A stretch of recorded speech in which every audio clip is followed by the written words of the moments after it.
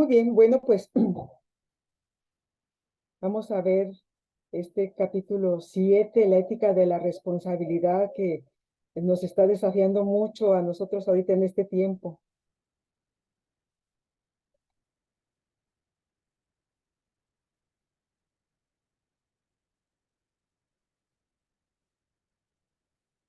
Nos quedamos revisando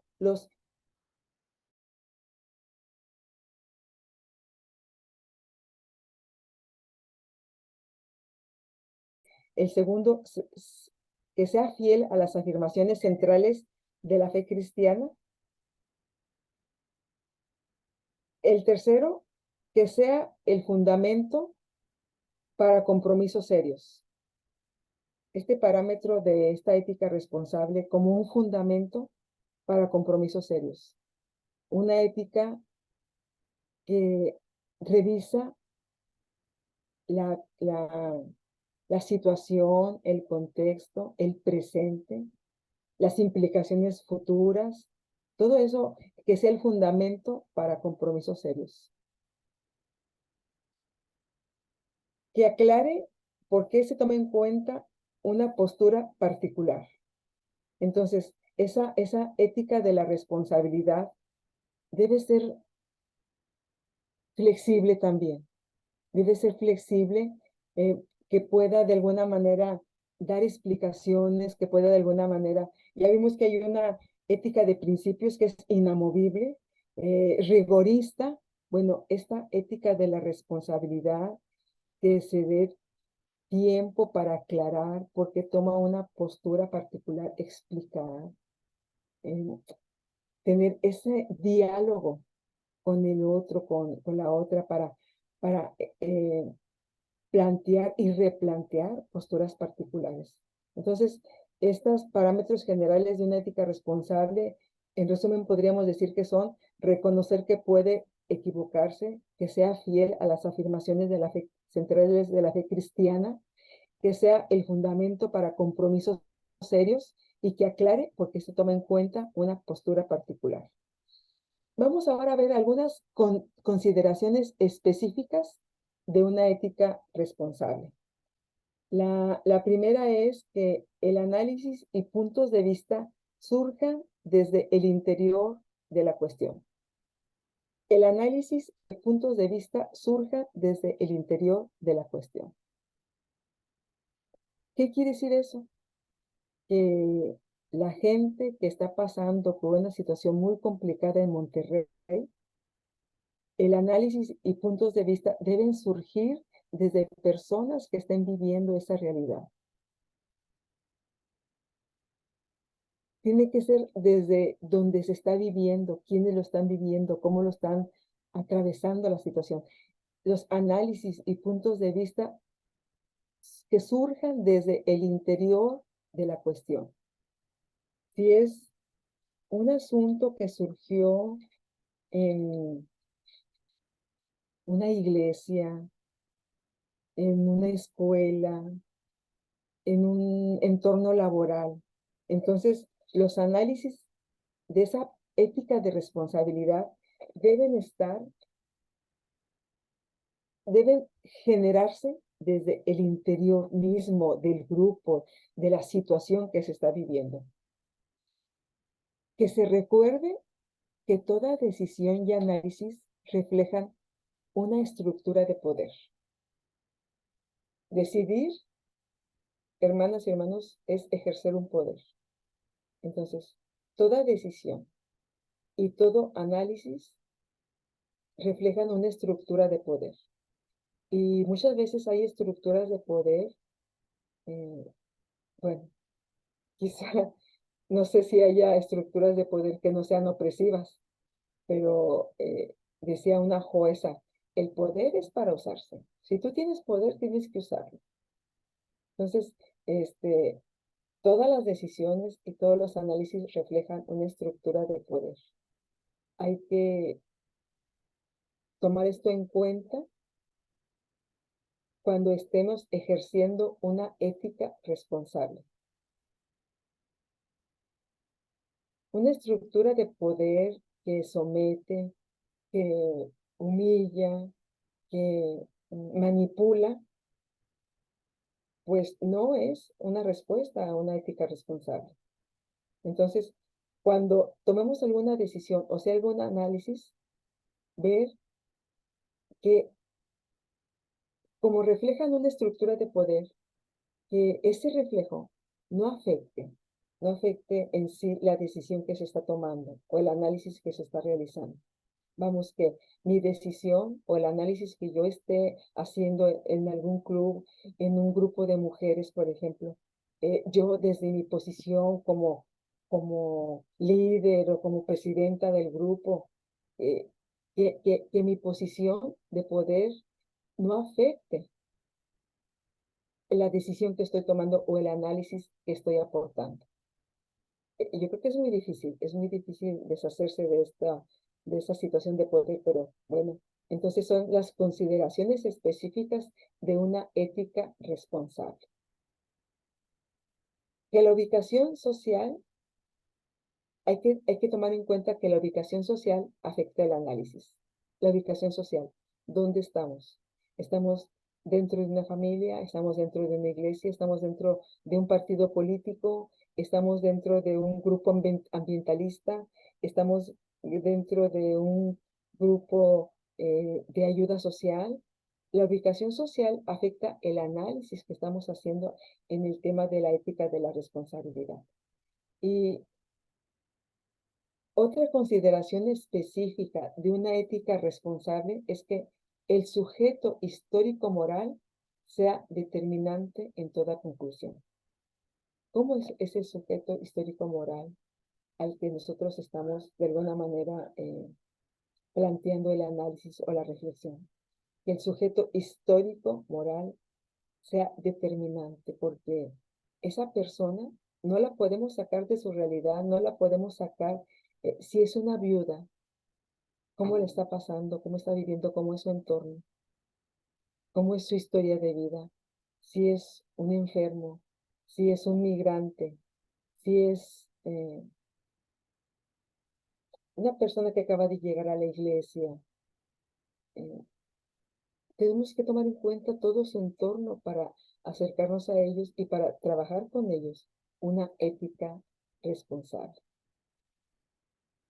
Por ejemplo, que el análisis surja desde el interior, eh, que brote de la empatía, del trato, de la capacidad de encontrarse con el otro, con la otra. Esa oportunidad de sentir y de responder a la otra persona. Que el análisis surja desde el interior es que haya esa empatía. Eh, por ejemplo, dice, muchos estudiantes de teología dicen, una cosa es estudiar teología en la biblioteca y otra cosa es hacer teología desde una congregación local, definitivamente. De la teoría a la práctica hay un gran brecho. Hay mucha sabiduría en el dicho de que no se debe juzgar hasta haber caminado en los zapatos del otro. Desde el exterior de un problema, es muy fácil decir lo que se debe hacer.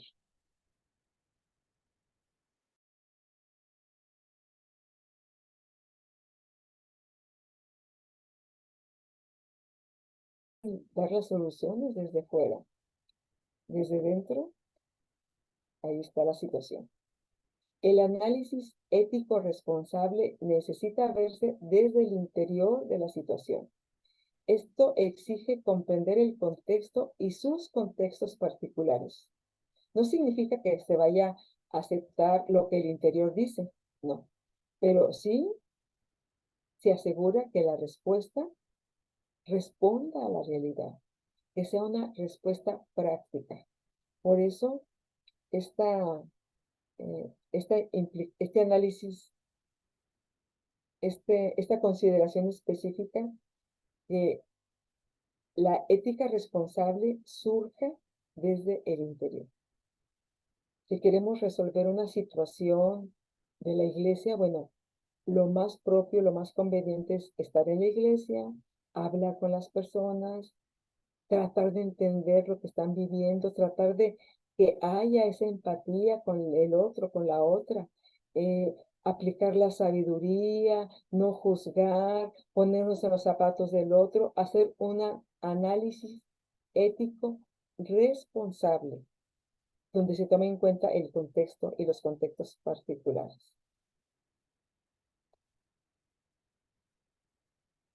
Hay 4 fuentes de conocimiento, porque bueno, ya estamos hablando de la ética de la responsabilidad, pero toda reflexión ética, toda reflexión ética responsable contiene 4 fuentes de conocimiento. Esas fuentes de conocimiento son como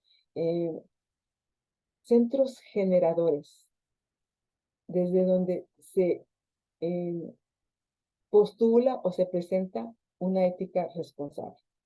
Y esas 4 fuentes de conocimiento son la escritura, la razón, la experiencia y la tradición.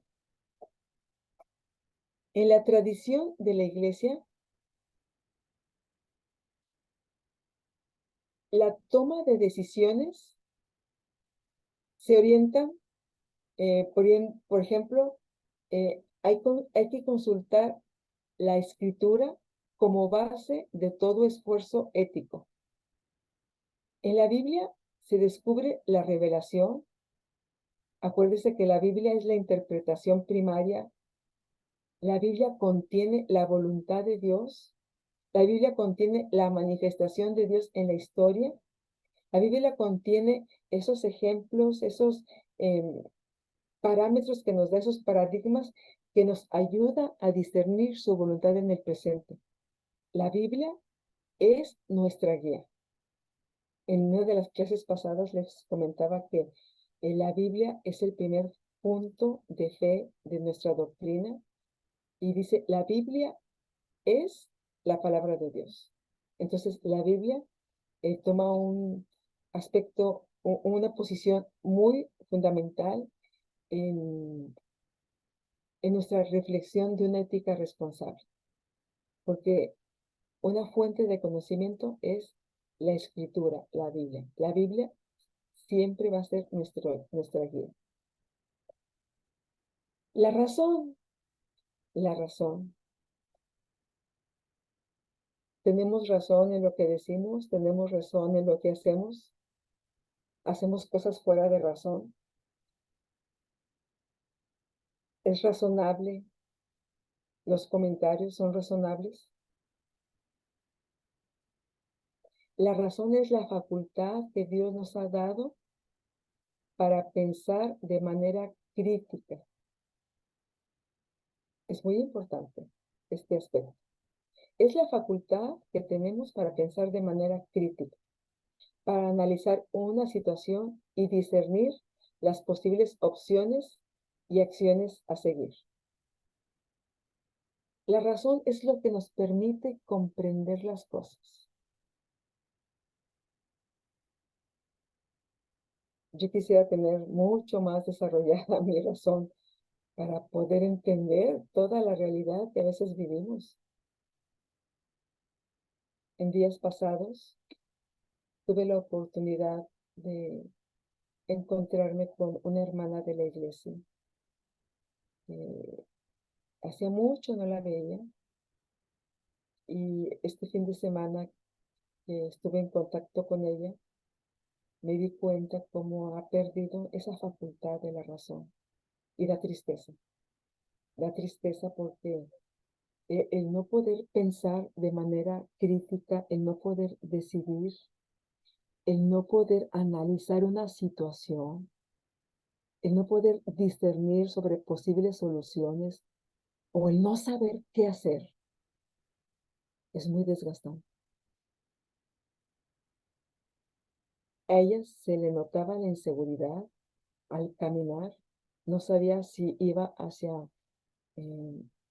la dirección correcta, al hablar, si estaba haciendo lo correcto. Es una situación muy complicada, amigos. La razón es la facultad que Dios nos ha dado para poder pensar de manera crítica. Es lo que nos permite comprender.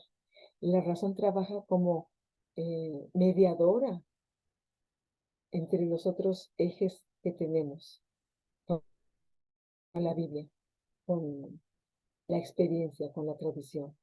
La razón trabaja como mediadora, como interlocutora. No usar la razón, no usar la razón es una manera irresponsable de actuar. No usar la razón equivale a rechazar un don de Dios.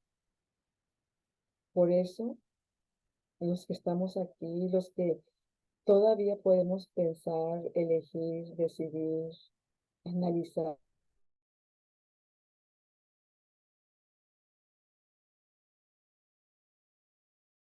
en la práctica esa facultad que Dios nos ha dado de pensar de manera crítica, de analizar las situaciones, el discernimiento, el discernimiento. Es importante unir la razón con lo afectivo o con la experiencia. La razón, así sola, es fría. Las cosas se tienen que hacer porque así lo marca la razón. Pero entonces hay que unir la razón con lo afectivo, con lo emocional, con la experiencia de cada persona. Si no tomamos la experiencia que tenemos con Dios, con otras personas, con el proceso histórico, entonces no tomamos en serio la plenitud de la comprensión y la realidad. Hay que tomar en cuenta cuando estamos pensando en función de la razón, también hay que tomar en cuenta lo afectivo, la experiencia. La experiencia incluye la vida individual y social, la vida, perdón, privada y comunitaria. La experiencia social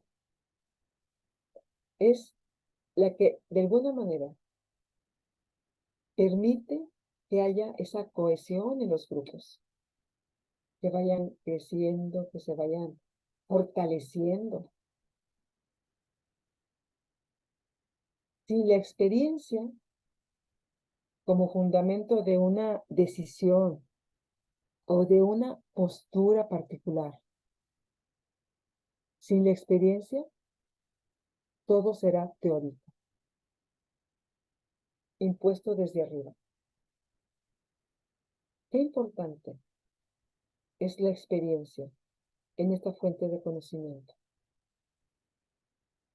Y la experiencia se tiene a través de la vida, de la edad, de las experiencias que se viven. Y a veces nosotros no tomamos en cuenta la experiencia de las personas mayores, la experiencia de quienes ya pasaron una situación crítica. Como a veces algunos testimonios donde no, pues yo era una persona entregada al vicio, a las drogas, y el Señor me llamó, el Señor me dio una oportunidad, y yo invito a los jóvenes, invito a las personas que me están oyendo para que ya no lo intenten, que aprendan a través de esta experiencia. Y pues a veces no tomamos en cuenta experiencias de los demás. Sin la experiencia como fundamento de la decisión o de una postura particular, todo será teórico, impuesto desde arriba, sin tomar en cuenta la vida real, la vida histórica, la vida que se está viviendo en ese momento. La experiencia nos enseña siempre y la experiencia nos pide utilizar sus enseñanzas. La experiencia nos enseña siempre y entonces debemos utilizar sus enseñanzas. Si a mí ya me pasó que me quemé al utilizar mal un encendedor al prender la mecha de la lumbre mal, indebidamente, al usar un cuchillo, si ya me pasó que había agua, jabón y me resbalé. Esa experiencia nos debe dar una lección de vida. Y hay que utilizar las enseñanzas que nos da la experiencia.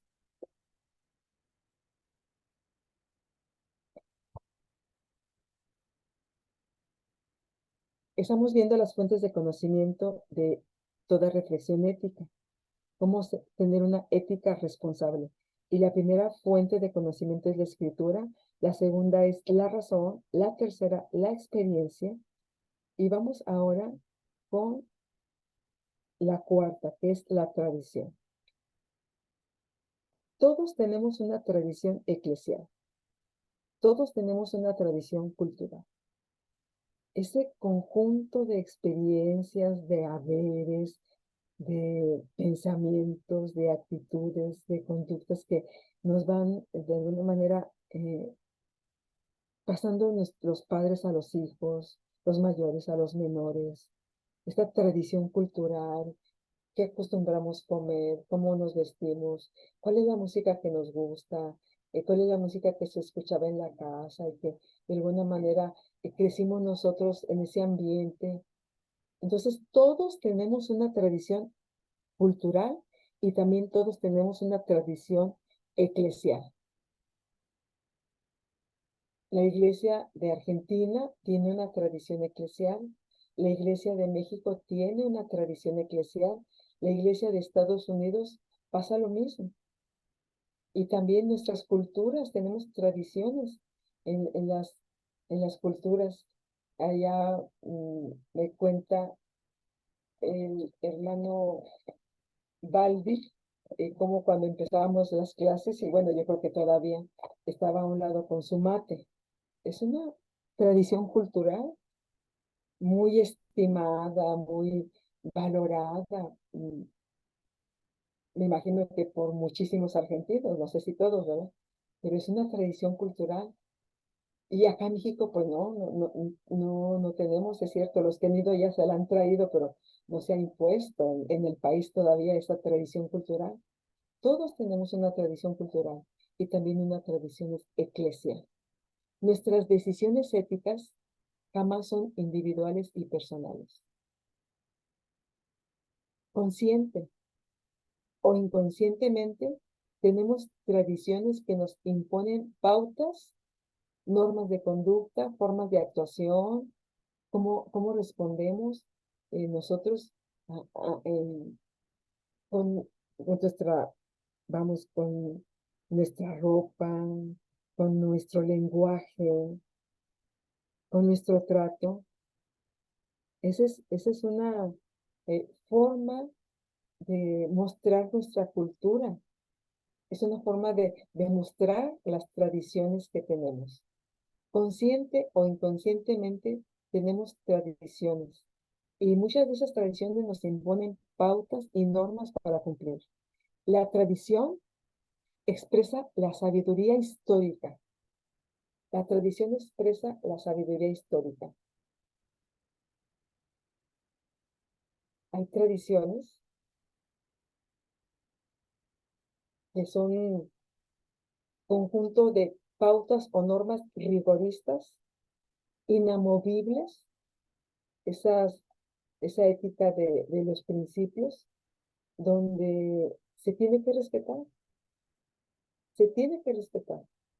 Entonces, muchas veces esas tradiciones, esas normas, esas pautas van en contra de la libertad del ser humano y no promueven la solidaridad entre las personas. Por eso Jesús estuvo en contra de esas tradiciones. Pero no todas las tradiciones son malas. Aquí nos dice que la tradición expresa la sabiduría histórica. Imaginemos toda la tradición que guardan los hermanos mayores de nuestra iglesia y su forma de ser, su forma de cantar, de orar. Muchos tienen que hincarse para orar. Piensan que de esa forma la oración va a ser escuchada. Piensan que de esa forma su oración va a ser atendida por Dios. Hincados, juntando las manos, piensan que es la forma, es su forma de orar, su tradición al orar. Y bueno, pues podemos ver que Dios nos escucha. Si estamos hincados, si estamos acostados, si estamos de pie, el Señor nos escucha en su gran misericordia. Y yo he visto hermanos que hacen la oración con los ojos abiertos. Y pues no estoy en la mejor posición para juzgar que eso esté malo. Oran con los ojos abiertos. Y bueno, yo aprendí la tradición que hay que cerrar los ojos. Pero oran con los ojos abiertos. Entonces, estamos aquí hablando de esas tradiciones que hay en la iglesia y que hay en la cultura. La tradición expresa la sabiduría histórica. Muchos hermanos mayores dicen que nosotros hemos perdido ya la religión tradicional, que hemos olvidado. Ellos se van a su tiempo y dicen, en aquel tiempo hacíamos así, cantábamos, orábamos, se predicaba de esto en la palabra de Dios, las familias venían completas, llegaban puntuales. La tradición expresa la sabiduría histórica, pero también la tradición es una continuidad entre el pasado y el presente. La tradición guarda contra esos arrebatos de la última moda, o esas incongruencias de la última moda o de la moda que está en este tiempo. Entonces, la tradición guarda contra esos gritos de la última moda, esas a veces situaciones inconvenientes de la última moda. Las enseñanzas, esas enseñanzas de la tradición nos ayudan en el presente. Sin embargo, la tradición puede distorsionarse y puede resultar pasada de moda o anticuada y convertirse en un verdadero fósil. Un fósil es algo grande, que está allí estorbando la entrada, la salida, no se puede mover, no deja entrar ni deja salir. Muchas veces la tradición puede convertirse en un fósil. En verdad, una razón para tomar en cuenta la tradición es qué bien puede enseñarnos formas adecuadas, pertinentes para el presente, que nos resuelva cómo vivir en el presente. Claro, dentro de los parámetros de Dios, pero que nos resuelva cómo vivir en el presente. ¿Qué hace un muchacho frente a tantos estímulos de inteligencia artificial, de la homosexualidad, de la corrupción? ¿Cómo a través de esa tradición, de esa tradición eclesial, podemos sobrevivir en este tiempo? Que nos enseñe formas adecuadas, pertinentes para este tiempo, para este presente. Por eso también hay que analizar la tradición. Quizás se apoye en realidades inexistentes que ya no funcionan en este tiempo, que ya no se pueden establecer. Por ejemplo, ahora no se les llama siervos, no se les llama esclavos. Quizá fue útil en su tiempo esa relación de siervos amos y de esclavos dueños, etcétera. Pero ahora es una realidad inexistente. Ya no funcionaría en este tiempo. Pero, ¿qué es lo que nos funciona ahora? ¿Qué es lo que nos funciona ahora, por ejemplo, hablando de ese tema de la esclavitud? ¿Cómo podríamos de alguna manera eh, tener una enseñanza para este tiempo donde posibilite que podamos acercarnos al otro, que podamos entender al otro, que podamos ponernos en los zapatos del otro que podamos ser empáticos al otro, entenderlo. La tradición cultural y eclesial es la base de nuestra identidad existencial. Aunque no nos guste a veces, aunque no querramos, esta tradición cultural y eclesial son la base de nuestra identidad existencial. Lo que de alguna manera esa tradición cultural y eclesial orienta nuestro camino, nuestra forma de ser y en nuestra conducta. Hay que ver cómo esa tradición se manifiesta frente a las cuestiones éticas que surgen en el presente. Bueno, vamos a irnos un poquito más rápido para poder tener el cierre de esta clase de hoy. ¿Cómo afrontar un dilema ético? ¿Cómo hacerlo? La metodología latinoamericana y caribeña. ¿Por qué usamos esta metodología latinoamericana y caribeña? Porque es nuestro contexto, es nuestro entorno, porque no somos europeos, no somos asiáticos. Entonces, eh, tratamos de que la metodología latinoamericana este, nos ayude a resolver realmente cómo afrontar un dilema ético. Y propone tres pasos hermenéuticos. El primer paso, analizar el problema, analizar el problema.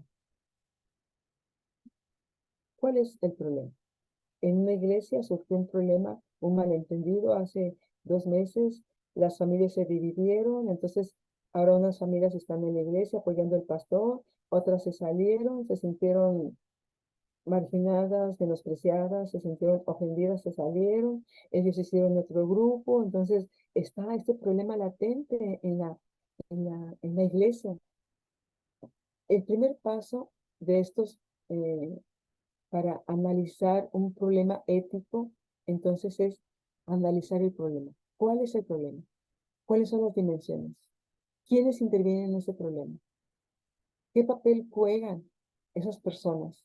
¿Cómo se entienden desde esos sujetos específicos?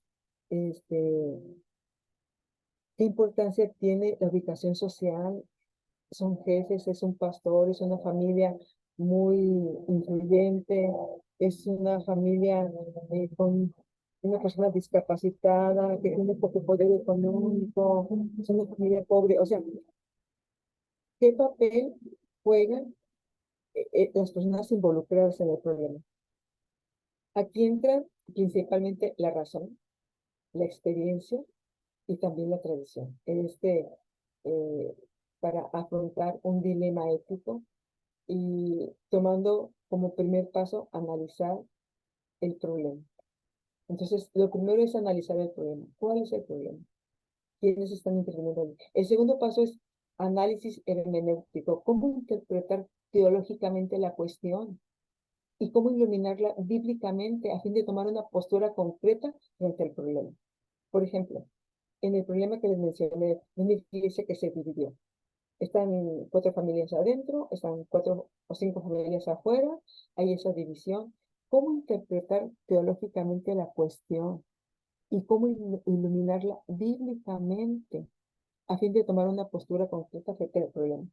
¿Qué nos dice la Biblia? ¿Qué nos dice la palabra de Dios respecto a esas divisiones, a esos malos entendidos, a eso hablar del uno del otro, a eso de hacer críticas, a eso de ser impacientes, intolerantes? ¿Qué lección, cómo iluminamos bíblicamente esta situación para tomar una postura concreta frente al problema?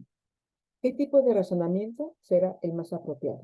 ¿Cuál? ¿Cuál razonamiento?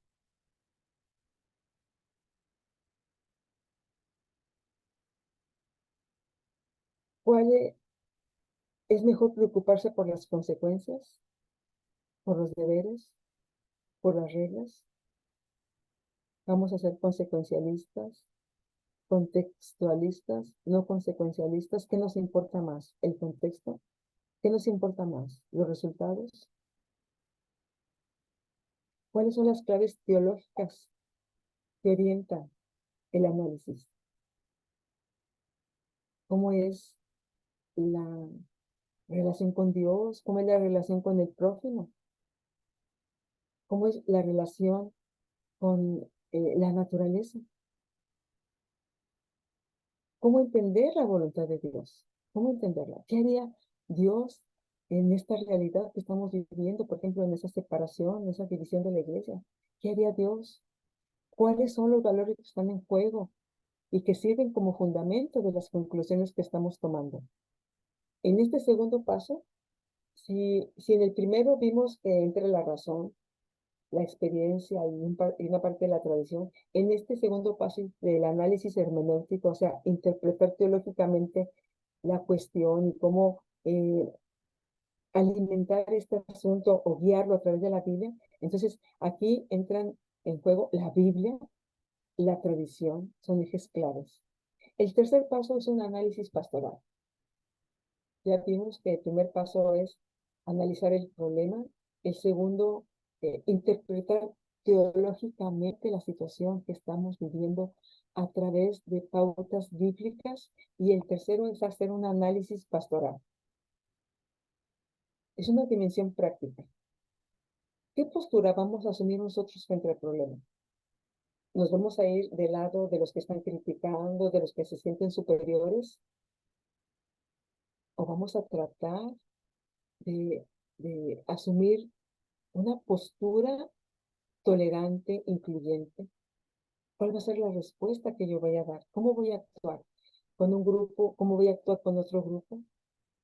No existe realmente, y esto a veces nos debilita, ¿verdad? Porque dice, no hay una receta metodológica que se pueda emplear para resolver problemas éticos. No hay.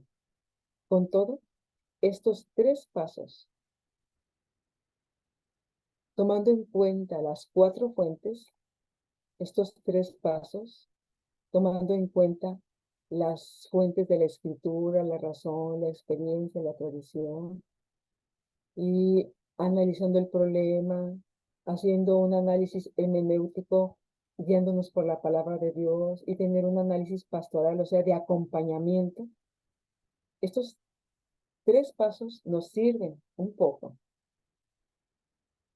para organizar y orientar nuestro acercamiento a, a las cuestiones éticas de un modo responsable. Lo ético se relaciona responsablemente con la construcción y bienestar de la convivencia. Estamos hablando de la ética de la responsabilidad. Y esta ética nos lleva a una convivencia en el oikos de Dios, en el circuito natural de la vida. No hay recetas para establecer de antemano la conducta adecuada. La persona moral será la persona que se comprometa a tomar parte en la construcción positiva de la convivencia, comprometiéndose con la otra persona, siendo responsable en sus decisiones y comportamientos personales y sociales, y que desaparezca todo lo que implica la exclusión, la marginación, la intolerancia, la falta de paciencia, la falta de amor. Esto es lo que pide Dios de nosotros: hacer justicia y amar la misericordia y humillarte ante Dios. Hacer justicia, amar la misericordia y humillarte ante Dios. Aquí podríamos resolver, aquí podríamos también resumir la ética de la responsabilidad.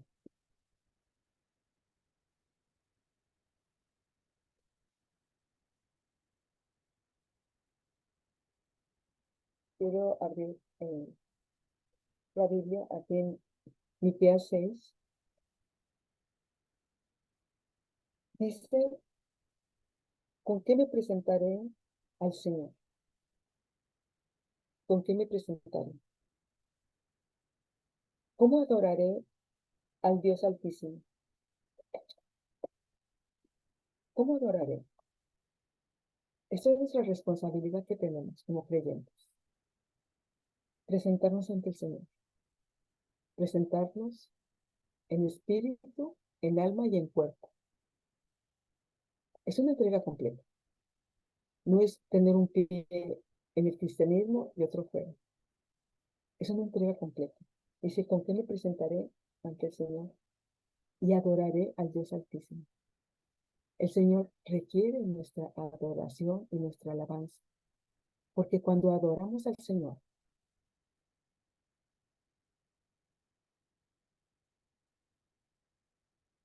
entramos en esa comunión con el Padre. Y somos menos egoístas y menos soberbios. Cuando adoramos, entramos en esa presencia con el Padre. Y se van limando todas las impurezas de nuestra vida, de nuestro cuerpo. ¿Con qué me presentaré ante Jehová y adoraré al Dios Altísimo? ¿Me presentaré ante Él con holocaustos, con becerros de un año, como en el tiempo antiguo? ¿Dónde hay ahora esos holocaustos? ¿Dónde hay esos becerros? Yo creo que si los tuviéramos, los compraríamos. Y dice el siguiente, 6:7. ¿Se agradará Jehová de millares de carneros o de 10,000 arroyos de aceite? ¿Se agradará el Señor que yo, con esta conducta antisocial o con esta falta de convivencia o con esta falta de responsabilidad ante la naturaleza, se agradará el Señor si yo le llevo miles de carneros, si yo derramo 10,000 arroyos de aceite, cantidades tremendas de aceite?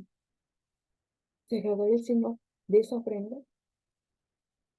O también podría yo satisfacer a Dios si entrego a en mi caso es una hija primogénita, si entrego a mi hija por mi rebelión o por mi pecado. Y aquí está la respuesta del Señor para nosotros en este tiempo. Es cierto, se escribió en el Antiguo Testamento. Estamos hablando en la época de los profetas. Oh, hombre, Él te ha declarado lo que es bueno. El Señor hoy nos ha dicho a través de su palabra, y especialmente, hermanos, a través de Jesús, a través de la enseñanza de Jesús, el Señor nos ha dicho lo que es bueno. Y lo que pide Jehová de ti, lo que pide Jehová de ti. Y está en nuestro idioma. ¿Y qué es lo que pide Jehová? Solamente hacer justicia. Estamos viviendo, hermanos, tiempos de gran ingratitud, de gran injusticia, de gran indiferencia. El Señor, hoy, en esta clase de ética cristiana, está resumiendo todo lo expuesto, perdón, está resumiendo todo lo expuesto en medio de estas frases. Oh hombre, Él te ha declarado lo que es bueno. ¿Y qué pide Jehová de ti? Solamente hacer justicia y amar la misericordia. Hacer justicia y amar la misericordia. Hacer justicia son dos palabras que implican toda una transformación de adentro hacia afuera. ¿Cómo estamos viendo? Acuérdense cómo ven los fariseos. Ver como Jesús. Hacer justicia. ¿Cómo estamos viendo? ¿Qué estamos oyendo? ¿Qué estamos aprendiendo? ¿Qué estamos compartiendo? ¿Qué estamos haciendo? ¿Son justas las palabras que decimos? ¿Son justas las acciones que hacemos? Hacer justicia. Para injustos hay muchísimos en el mundo, pero el Señor quiere que nos levantemos nosotros para hacer la justicia, para amar la misericordia y para humillarnos ante Dios. La clase de ética cristiana podría ser para nosotros un crédito nada más. Leer el libro, hacer las tareas, cumplir con los foros, hacer el trabajo final y pasaríamos el grado, la asignatura. Tendríamos una calificación aprobatoria. Aquí la diferencia, hermanas y hermanos, es que esta ética cristiana nos está confrontando no solamente a nuestro intelecto, sino a nuestro corazón, a nuestros sentimientos, a nuestra conciencia. Nos está desafiando, nos está llamando la atención, porque no se trata solamente de pasar una asignatura, se trata de pasar la verdadera asignatura, la de la vida. Porque yo los voy a calificar, pero nosotros, usted y yo, ahorita también estamos en un proceso. Y al final, alguien nos va a decir si estuvimos bien o si estuvimos mal. Pero ahorita estamos en tiempo. Mientras hay vida, hay esperanza. A mí, esta clase me deja muchas enseñanzas, muchos desafíos. Hacer justicia, amar la misericordia y humillarme ante Dios, se puede decir fácil, pero implica toda una vida de acciones. Yo deseo, hermanos y hermanas, que el Señor se siga manifestando en sus vidas, que siga hablando a su mente y a su corazón, que puedan seguir aprendiendo de Dios, cómo es Dios, cómo hacer su voluntad y cómo Dios nos muestra su solidaridad a través de Jesús, aprendiendo el ejemplo de Jesús. Que podamos seguir esa ética de Jesús tan comprometida, especialmente con los grupos vulnerables, especialmente. Porque en esos grupos vulnerables veía la creación de Dios. Y también que nos sigamos comprometiendo con el prójimo, con él, con ella, con los que están alrededor de mí. No importa su raza, ni su etnia, ni su forma de ser, ni si está tatuado o no, si es un drogadicto, si es una persona que nos da mucha desconfianza. Aprender a ver en esa persona una hija o un hijo de Dios para poder acercarnos a ellos. Y también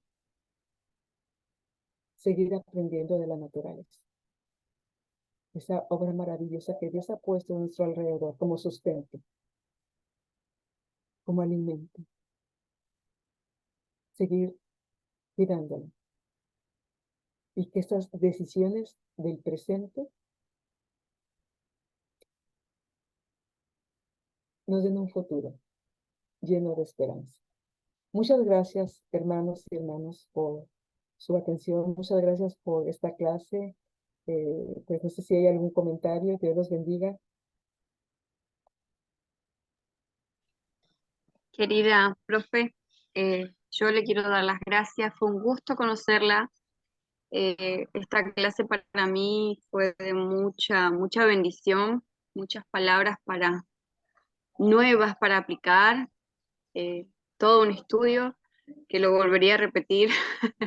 Cuando usted dice voy a calificar, se me eriza la piel, pero porque hablar podemos hablar bonito y todo, hacer un examen correcto, todo, pero en realidad en la práctica ahí está, romper esas costumbres, romper esos malos hábitos, a veces es difícil, pero es un desafío que sí hay que cumplirlas para poder hacer justicia y amar la misericordia. Muchísimas gracias. Dios te bendiga mucho, Tatiana. Fue una gran experiencia para mí estar en contacto contigo. Dios te bendiga. Bueno, sí, sí, Permítame. adelante, hermano, adelante, Ay, adelante. es que estoy ahorita, hermanos, Esmeralda sabe, en un punto crucial en mi trabajo, crucial, pero gracias a Dios estamos saliendo con todo. Sí, sí, seguro, hermana, seguro. No, bueno, quiero agradecerle infinitamente a nombre del seminario su esfuerzo. Sé que ha hecho un gran esfuerzo en esta cursada pero si algo le anima, querida hermana Jochebed, es saber que todo lo que ha sembrado, no solo en los hermanos que asisten presencialmente, sino los que ven las clases grabadas, pues esta semilla, ¿no? Una semilla de transformación, una semilla de vivir conforme los valores del reino y la importancia que tiene manejarnos dentro de los parámetros de la ética. Gracias por su sensibilidad, gracias porque siempre su honestidad habla mucho en esto y creo que eso es la mayor enseñanza que tenemos. Me siento muy feliz y muy honrado como director del seminario el poder seguir contando con su amable ayuda para invertir en la formación de nosotros aquí en Sudamérica, ¿no? Principalmente en Argentina, donde, bueno, tenemos tanta necesidad ahora de seguir preparándonos y seguir aprendiendo, y yo creo que usted está siendo este pilar importante para ello. Muchas gracias, mi querida hermana Jochebed, a nombre de todo lo que es el Consejo Académico, el Consejo de Administración, pues agradecemos infinitamente su valiosa ayuda y aporte que ha dado a nuestra formación como siervos y siervas de Jesucristo. Así es que bueno, creo que me querías decir algo, no sé, vi que levantaste la mano. Sí, sí, sí. Pues nada más agradecerle a mi querida hermana Jochebed todo, todas sus enseñanzas y de verdad lo que usted decía es un desafío a mi vida. Ahora entiendo muchas cosas que para mí no eran claras y que a veces como humano replico y manoteo y grito y digo, ¿por qué no? Pero a veces se nos escapa a nosotros mismos empezar desde casa, desde mi propia persona con la ética y ahora pues puedo entender a los demás. Es un gran desafío a mi vida esta clase. Que Dios la bendiga mucho, hermana Jochebed. Muchas gracias, hermana Esmeralda. Muchas gracias. Muchas gracias, hermano Abraham. No, por favor, la gratitud es hacia usted de parte nuestra. Bueno, creo que mi suegra también quiere decir algo. Adelante.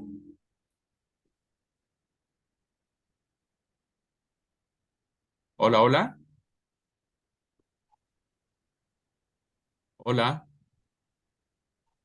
¿Será que yo no le escucho No, no, no se escucha. Ah, oh. Y se ve que está conectado acá bien Sí, su sí, micrófono y sí, sí. todo. Sí. Y bueno, seguramente es igual para agradecerle. No creo que sea para reclamarle. Bueno, hermana Jochebed, pues muchas, No, realmente la primera beneficiada soy yo, porque estos desafíos siempre están así cara a cara con lo que somos y con lo que debemos ser. Y gracias a Dios. claro, claro, claro, pero no, no, la verdad que es una bendición, hermana. Pues, aunque a veces yo tengo la misma experiencia, vemos pocos alumnos en la pantalla, pero hay muchas semillas detrás, hay muchas, muchas, muchas personas atrás que están recibiendo las semillas. Así es que bueno, pues vamos a orar, hermana, para cerrar este tiempo. Por favor, les invito a orar. Padre amoroso, te damos gracias por este tiempo. Gracias, eterno Dios, por las reflexiones que durante esta cursada hemos recibido, principalmente de parte tuya en la persona de tu sierva, nuestra hermana Jochebed. Gracias, Padre, por inspirar en ella el deseo de querer invertir en nosotros, tan deseosos y tan sedientos de ser más como Jesús. Y todas estas enseñanzas, Señor, que nos orillan a vivir la ética de Jesús en todas nuestras acciones, pues trae un refresco, trae una alegría a nuestro corazón para que estas enseñanzas puedan hacerse una realidad en nuestra vida diaria. Gracias te doy por la vida de tu sierva, por la vida de nuestra hermana Jochebed. Gracias, Padre, por su disposición. Sé que ha sido un tremendo desafío en medio de todo este caudal de compromisos. Ella ha querido hacer este espacio con mucho amor y con mucho cariño para con nosotros. Quiera recompensarle a ella, a su hermosa familia, Señor, y que nosotros podamos valorar todas estas enseñanzas, Señor, para gloria tuya y para la edificación del cuerpo de Cristo. Te bendecimos y te damos la gloria en el nombre de Jesús. Amén. Amén. Muchas gracias.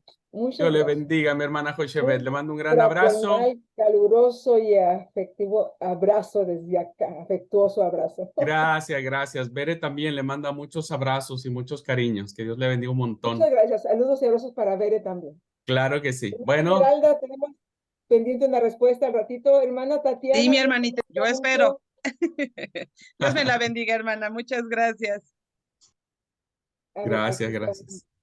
nada más un mensajito. Dice. Sí, sí, Quería ahí. decirle que aún podemos poner en práctica lo aprendido y enseñar y compartir con los demás. Bendiciones, muchas gracias. Ay, muchas gracias, mi hermana, que aquí puso su mensaje. Dios Sí, las sí. bendiga. Pues muchas gracias, hermanos, hermanas. Gracias a todos. Dios les bendiga. Nos Abrazos. vemos. Bendiciones. Chao, chao.